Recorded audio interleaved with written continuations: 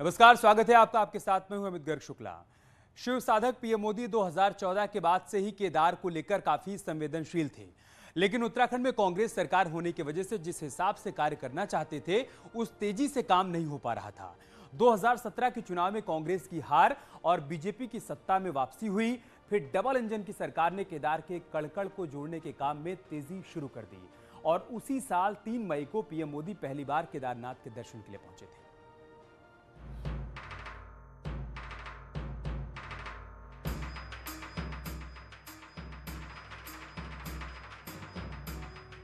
दो 2013 का केदारनाथ,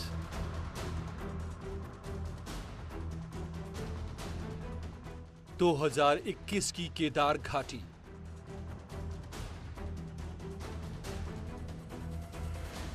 एक तस्वीर में तबाही के निशान तो दूसरी तस्वीर चमकते केदार की, और इसके पीछे शिव भक्त मोदी की साधना है।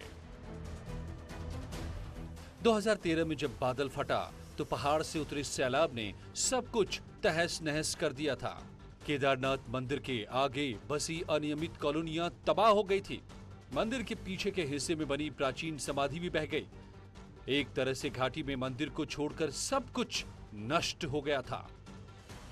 तबाही के पहले की ये तस्वीरें बता रही हैं कि केदार घाटी कैसी थी, किस तरह से मंदिर अपने रूप में खड़ा था। आसपास की कॉलोनियों में लोग रहते थे, लेकिन बादल फटने से न सिर्फ ये सब कुछ बह गया, बल्कि जो भी निर्माण थे वो खंडहर में तब्दील हो गए थे। साल 2013 में केदारनाथ में जो आपदा आई उसने यहां सब कुछ तबाह करके रख दिया। नरेंद्र मोदी उस वक्त गुजरात के मुख्यमंत्री थे और तब उन्होंने कहा था कि वो इस धाम में काफी कुछ काम करना चाहते हैं। 2014 में नरेंद्र मोदी देश के प्रधानमंत्री बने और प्रधानमंत्री बनने के बाद उन्होंने लगातार केदारनाथ धाम पर अपने संकल्पों को पूरा किया। 2014 में पीएम बनने के बाद नरेंद्र मोदी ने तत्कालीन सरकार को सहयोग देकर निर्माण कार्य शुरू कराया। 3 मई 2017 को केदारनाथ पहुंचे और 2013 का संकल्प दोहराया। यहाँ की रुचि, प्रकृति, प्रवृत्ति के अनुसार ही इसका पुनर्निर्माण किया जाए। उसमें आधुनिकता होगी, लेकिन उसकी आत्मा वही होगी जो सदियों से केदार की धरती ने अपने भीतर संजोए रखा हुआ है। ऐसा पुनर्निर्माण करने की दिशा में इसका काम। पीएम मोदी ने केदारनाथ की सांस्कृतिक गौरव को लौटाने के लिए श्री केदारनाथ धाम पुनर्निर्माण योजना के तहत विकास का खाका खींचा। पीएम मोदी के नेतृत्व में विकास का ऐसा मॉडल तैयार किया गया जिसमें पर्यावरण की सुरक्षा को भी ध्यान में रखा गया। लेकिन नवनिर्माण के लिए गौरीकुंड से 16 किलोमीटर दूर पैदल मार्ग पर स्थित केदार धाम तक सामान पहुंचाना आसान नहीं था। मगर मौके पर काम करने वाली टीम ने तकनीक और हुनर के दम पर हर चुनौती का सामना किया और दिन रात मेहनत कर एक एक चीज को जोड़ा और सबसे पहले मंदिर तक पहुंचने के लिए मजबूत रास्ते तैयार किए। पहले मंदिर तक पहुंचने के लिए 10 फीट का पतला रास्ता था, लेकिन अब 40 फीट चौड़ा रास्ता तैयार कर लिया गया है। साल 2013 में केदारनाथ में जून के महीने में आपदा आई। किसी ने कल्पना भी नहीं की थी कि केदारनाथ पूरी तरह तबाह हो जाएगा। जो मंदिर आप अभी देख रहे हैं, इस मंदिर के दोनों तरफ कुछ भी नहीं बचा था, सिर्फ बाबा केदार का ये मंदिर यहां पर बचा। आज 8 साल के बाद यहां बहुत कुछ बदला है। प्रधानमंत्री नरेंद्र मोदी ने बीते 5 सालों में लगातार मास्टर प्लान के तहत हो, मुख्यमंत्रियों से बातचीत के तहत हो, खुद यहां पर आकर हो, वीडियो कॉन्फ्रेंसिंग के जरिए हो, ड्रोन के जरिए हो, लगातार केदारनाथ धाम की मॉनिटरिंग की है। चीफ सेक्रेटरी को लगातार यहां पर काम सौंपा है। मुख्यमंत्री भले ही बदले हों, लेकिन हर मुख्यमंत्री को प्रधानमंत्री ने यह काम सौंपा कि आप केदारनाथ धाम पर लगातार निगरानी करिए। तबाही के वक्त इस पूरे इलाके में 30,000 टन मलबा फैल गया था। उसी मलबे का इस्तेमाल कर इस सड़क को तैयार किया गया। यही नहीं, बड़े बड़े पत्थरों को काटकर सीढ़ियां और चबूतरे बनाए गए हैं। करीब 20,000 पत्थरों से निर्माण की सामग्री तैयार की गई।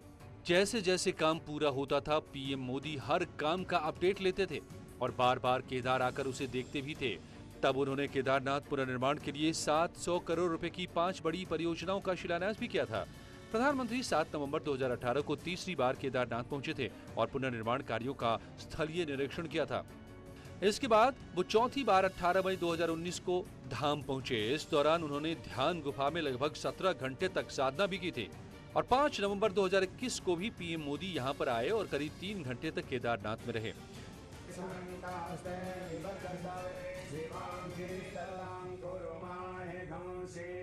पीएम मोदी ने गर्भगृह में करीब 15 मिनट तक मंत्रोच्चार के बीच पूजन किया, शिव की आराधना की। पीएम मोदी ने बाघंबर वस्त्र चढ़ाए। यहाँ उन्होंने षोडशोप पूजन किया, दूध, दही, मधु जैसी चीजों से बाबा केदार की पूजा की।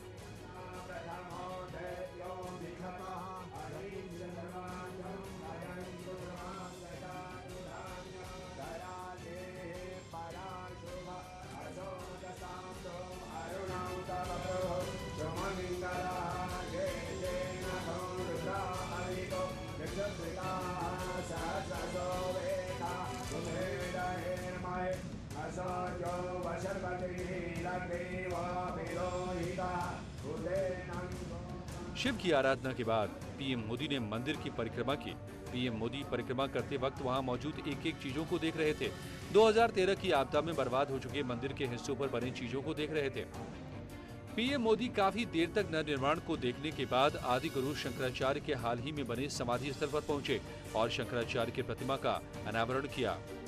ये प्रतिमा 12 फीट लंबी और 35 टन वजनी है। 2013 की आपदा में यह हिस्सा टूट गया था, लेकिन अब भव्य रूप में आपके सामने है। आदि गुरु शंकराचार्य की प्रतिमा के अनावरण के बाद यहाँ पर कुछ देर तक बैठे रहे प्रधानमंत्री। आदि गुरु को नमन कर उनका सुमिरन किया।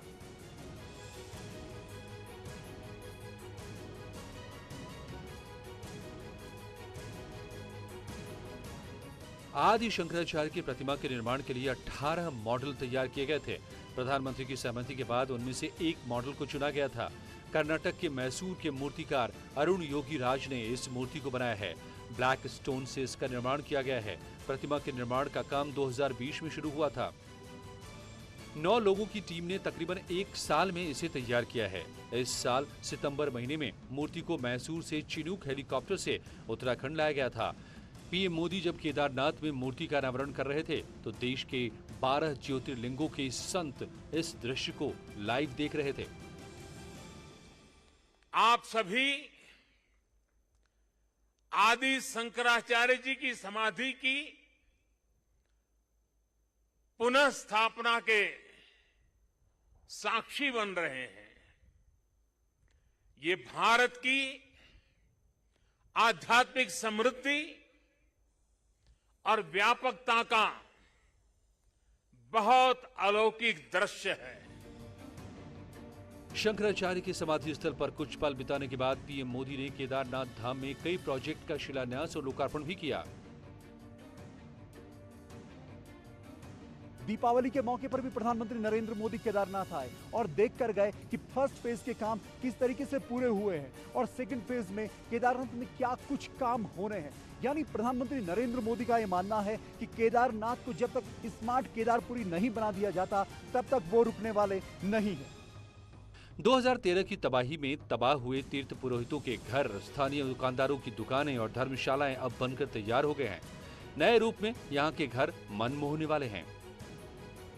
पिछले 8 सालों में प्रधानमंत्री नरेंद्र मोदी ने जिस तरीके से लगातार केदारपुरी पर काम किया है उसका आप ये असर देख पाएंगे कि अब आपको यहाँ पर रहने के लिए कुछ ठिकाने भी मिल पाएंगे। अलग अलग यहाँ पर धर्मशालाएं बनी हैं, अलग अलग तीर्थ पुरोहितों ने अपने रहने के लिए आवास बनाए हैं। बावजूद इसके अभी बहुत काम होना बाकी है और जो फर्स्ट फेज और सेकेंड फेज का वर्क है उसमें कहीं ना कहीं तीर्थ पुरोहितों के आवास एक अहम स्टेप है जिसे कंप्लीट किया जाना है और उस पर लगातार काम चल रहा है। उसके अलावा आप अगर देखेंगे तो मंदिर तक जाने वाला ये रास्ता आपदा से पहले बहुत पतला रास्ता था, लेकिन अब इसको काफी ब्रॉड किया गया है और मंदिर तक जो ताकि तीर्थ यात्रियों को किसी तरह की दिक्कत ना हो, तीर्थ पुरोहितों को किसी तरह की दिक्कत ना हो। और इस पूरे प्रोजेक्ट पर प्रधानमंत्री लगातार खुद मॉनिटरिंग करते हैं। यानी प्रधानमंत्री जब गुजरात के मुख्यमंत्री थे तब उन्होंने सोचा था कि केदारनाथ को भव्य और दिव्य बनाना है और वही काम वो प्रधानमंत्री रहते हुए कर रहे हैं। मंदिर के चारों ओर सुरक्षा दीवार खड़ी की गई है। पहले ये दीवारें नहीं थी। सुरक्षा दीवार के बीच भक्तों को टहलने, घूमने के लिए भी जगह है। पीएम मोदी जब दीपावली के सुबह केदार पहुंचे तो उन्होंने सुरक्षा दीवारों के बीच टहलते हुए जायजा लिया। आपको जानकर हैरानी होगी कि सुरक्षा दीवारें न सिर्फ आपदा की स्थिति में मंदिर और यहाँ के लोगों की रक्षा करेंगी, बल्कि केदार आने वाले भक्तों को शिव के अद्भुत रूपों का दर्शन भी कराएंगे।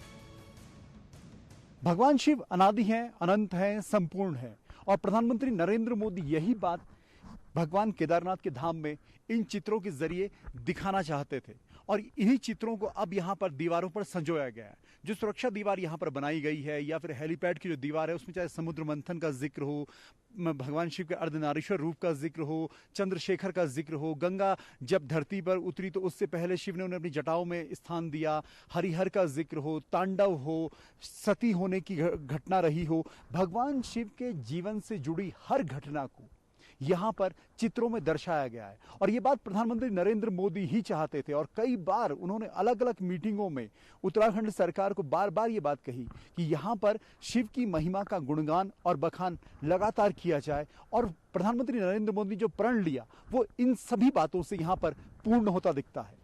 दोनों नदियों के किनारे भी पत्थरों की मोटी दीवार खड़ी की गई है ताकि पानी बढ़ने पर नदियां अपना रास्ता न बदल पाएं। 2013 में ज्यादा पानी होने की वजह से ही नदियों ने तबाही मचाई थी। अगर ऐसी दीवारें होती तो तबाही कम होती या नुकसान नहीं होता। यात्रियों के आने जाने के लिए इन नदियों पर ब्रिज भी बनाए गए हैं।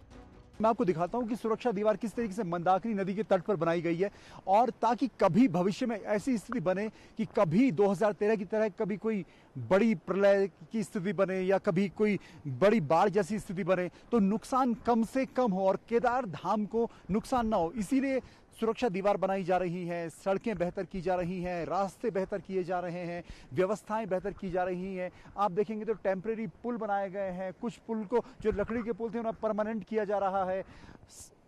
कुल मिलाकर इंफ्रास्ट्रक्चर का जो डेवलपमेंट होना चाहिए केदारनाथ धाम में वो कहीं ना कहीं इस वक्त सेंट्रल गवर्नमेंट का जो ये पूरा इसमें निगरानी है CSR के प्रोजेक्ट के अंतर्गत और प्रधानमंत्री नरेंद्र मोदी की मॉनिटरिंग के तहत इस पर लगातार काम केदारनाथ में चल रहा है।